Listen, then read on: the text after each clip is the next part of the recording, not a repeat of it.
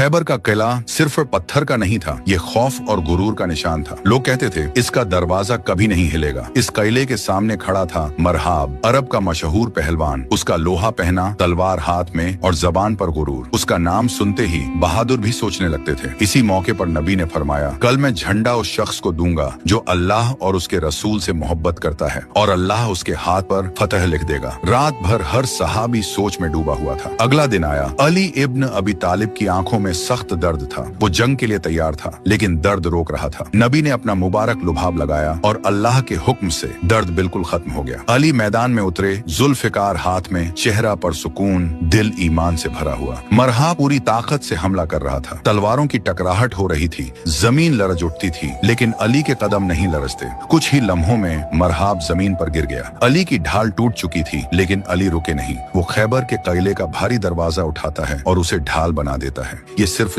जिस्म की कहुवत नहीं थी, ये ईमान की कहुवत थी।